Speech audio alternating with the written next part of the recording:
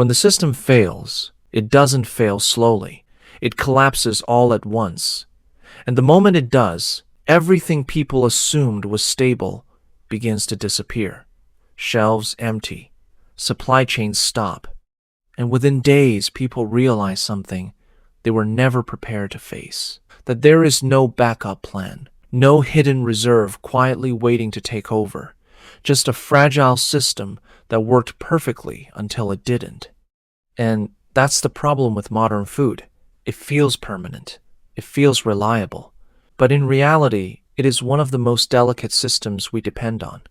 Built on a chain of processes that must all function at the same time. Fuel must move. Trucks must run. Roads must stay open.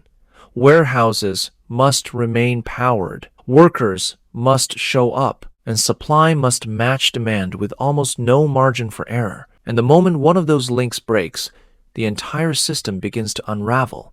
Not gradually, but rapidly, because modern efficiency removes redundancy. And without redundancy, there is no cushion, only collapse. And that collapse happens faster than most people expect.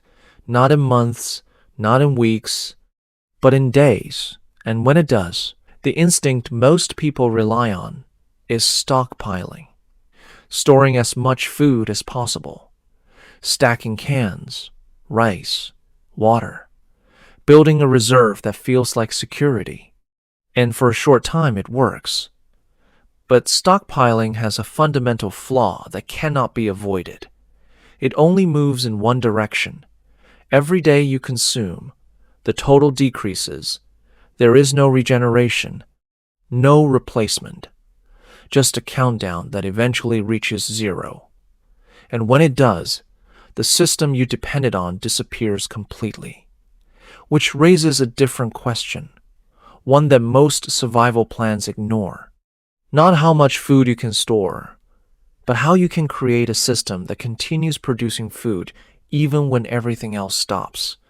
And that is where a very different kind of system begins to matter. One that was not designed for convenience or speed, but for resilience. A system that has already survived for thousands of years, because it does something modern systems struggle to do. It produces without constant input, it sustains itself without needing to be constantly maintained, and it does all of this quietly. Without depending on external support, this system is known as a food forest. And at first, it doesn't look like what people expect from agriculture. There are no straight lines, no uniform crops, no exposed soil waiting to be planted. Instead, there is what appears to be controlled chaos. Layers of plants growing together in a dense, interconnected structure. But that apparent chaos is actually a highly organized system. One that uses vertical space to maximize production while minimizing vulnerability. A food forest is built in layers, starting with tall fruit and nut trees that form a canopy, capturing sunlight and creating a stable environment beneath them. Below that are smaller fruit trees adapted to partial shade, followed by shrubs that produce berries and medicinal plants.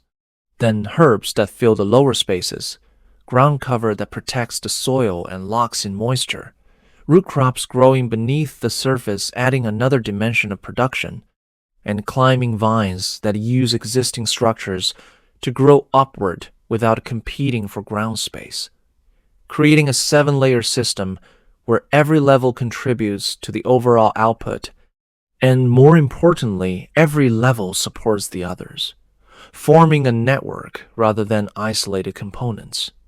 And that network is what makes the system stable. Because instead of relying on a single crop or a single input, it distributes risk across multiple elements. If one plant fails, others continue to produce.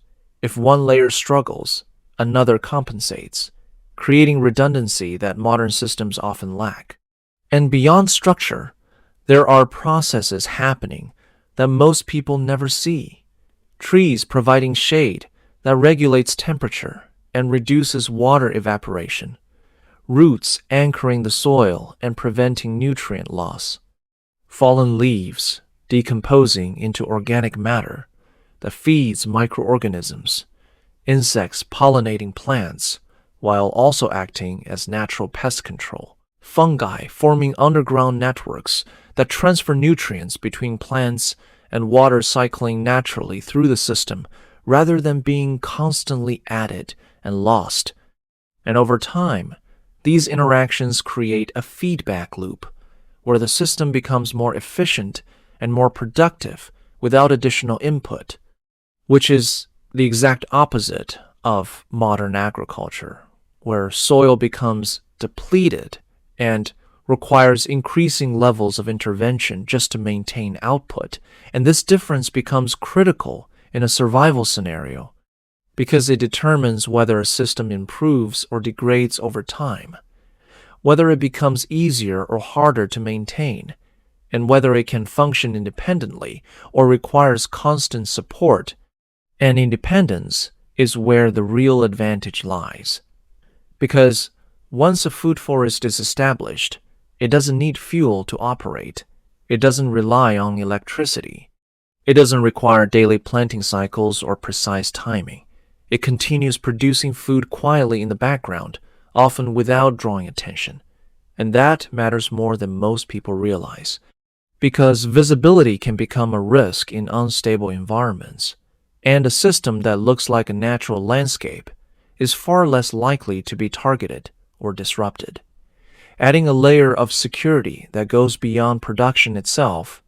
But there is another factor that makes this system even more powerful, and that is its ability to adapt. Because unlike rigid systems that break under stress, a food forest can shift and rebalance as conditions change. Plants that are better suited to new conditions begin to dominate, while others decline, maintaining overall stability even as individual components change. And this adaptability is something most survival strategies fail to consider, because they focus on fixed plans rather than dynamic systems. And when conditions change, those plans often fail. But a system that can adjust on its own reduces the need for constant decision-making and intervention, allowing it to continue functioning even when human input is limited. And yet, despite all these advantages, there is a reason why most people don't adopt this method, and that reason is time. Because a food forest is not an instant solution. It requires planning, understanding, and patience. It takes years to mature into a fully functioning system, and during that time, it may not produce at maximum capacity, which makes it less appealing in a world that prioritizes immediate results. But that same delay is what gives it strength, because systems that develop slowly tend to be more stable, more integrated, and more resilient in the long run. And this creates a fundamental trade-off between speed and sustainability, between quick output and long-term reliability. And most people choose speed without realizing the cost, because fast systems often require constant maintenance and are more vulnerable to failure, while slower systems build internal stability that reduces the need for intervention over time. And this is where the concept becomes more than just a method of growing food. It becomes a way of thinking about survival itself, shifting the focus from short-term fixes to long-term systems, from controlling every variable to designing structures that can function without constant control.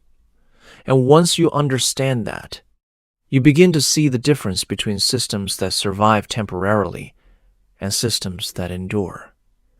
Because enduring systems are not built on perfection, they are built on balance, on redundancy, on the ability to absorb disruption without collapsing. And that is why this system has lasted for over 2,000 years. Not because it is advanced or complex, but because it follows principles that do not change. Principles of energy flow, resource cycling, diversity, and balance.